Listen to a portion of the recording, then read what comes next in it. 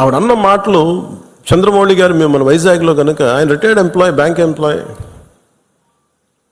Retirement plan ఏం చేయాలో, పిల్లలు అమెరికా వెళ్ళిపోయి ఏం చేయాలో తెలియక ఆయన జస్ట్ ఒక 5 రోజుల కన్నా వెళ్తే ప్రాణాలు పోయినాయి. మీరు ఊహించుకోండి, మన సరదాగా చాట్ తిందామని చెప్పి హైదరాబాద్లో గోకుల్ చాట్కి వెళ్తే బాంబ్ బ్లాస్ట్ జరిగింది, ప్రాణాలు పోయినాయి. Simple chat. అలాగే పార్క్కి వెళ్దాం, లుంబిని పార్క్ వెళ్ళి కూర్చుందాం పిల్లా పాపలతో అంటే బాంబులు పేలినాయి.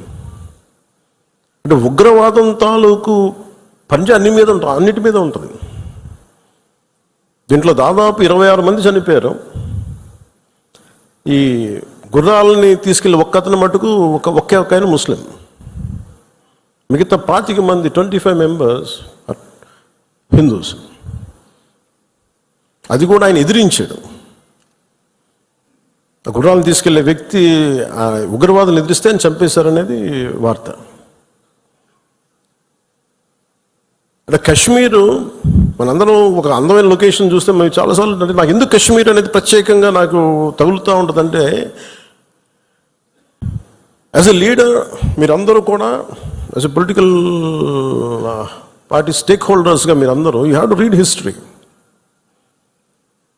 అంటే ఇవి భవిష్యత్తులో జరగకుండా ఉండాలి అంటే దాని తాలూకు కశ్మీర్లో తూటాలు పేలితే దాని ప్రకంపనలు ఇప్పుడు మన పార్టీ దాకా ఎలా వచ్చినాయో, ఇది దేశం అంతా ఇట్లాగే ఉంది పరిస్థితి. అంటే ఒక వాస్తవాన్ని వాస్తవంగా చెప్పడంలో తప్పే ఉంది అన్న. మన జర్నలిస్టులు కూడా మాట్లాడుతూ ఉంటే ఒక వర్గం మీద ఇంకో వర్గం అంటే మీరు ఎందుకు ఇంత లోపాయికారిగా మాట్లాడతారన్న. కర్ర సన్నాయి నొక్కులను ఎందుకు నొక్కుతారు మీరు? When you are targeted based on your religion, let us say it, చెప్దాం దాన్ని. అంత మాత్రాన ద్వేషమని కాదు, ఉగ్రవాదుల మీద కోపం అది. మన నాయకులు, ఇంతమంది ముస్లిం నాయకులు ఉన్నారు ఇక్కడ మనకి. ఈ రోజున మనం వివక్ష చూపించామా భారతదేశంలో? అన్ని వర్గాల మీద గొడవలు ఉంటాయి, చిన్న చితక గొడవలు లేకుండా ఎందుకుంటే ఒక ఇంట్లోనే గొడవలు ఉంటాయి. కానీ మన దేశం ఏర్పడిన విధానం మటుకు మన అందరూ అవగాహన చేసుకోవాలి. ఎందుకంటే ఎందుకు నేను 3 రోజులు సంతాప దినాలుగా ప్రకటించే ఆ బాధ నాకు తెలుసు ఎలా ఉంటుందో. అప్పటికి మధుసూదన్ గారు చనిపోయిన సంగతి కూడా నాకు తెలియదు. ఎందుకంటే నేను 86 నుంచి 89 దాకా మల్లయ్య గారి చుని గారి సినిమాల్లో చాలాసార్లు మేము అక్కడికి వెళ్ళేవాళ్ళం. 3 to 4, 86 to 89.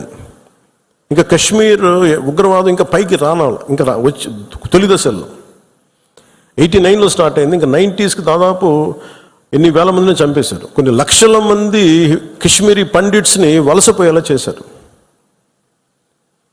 అంటే ఆ రోజు కనుక కశ్మీరీ పండిట్ల వలసను కనుక ఆపుండగలిగితే, అంటే ఎప్పుడు ఒక అలక్ష్యం, ఇది నా సమస్య కాదు వదిలేస్తే కశ్మీరీ పండిట్లు అక్కడే ఉంటారు, అక్కడే పుట్టారు, అక్కడే పెరిగారు.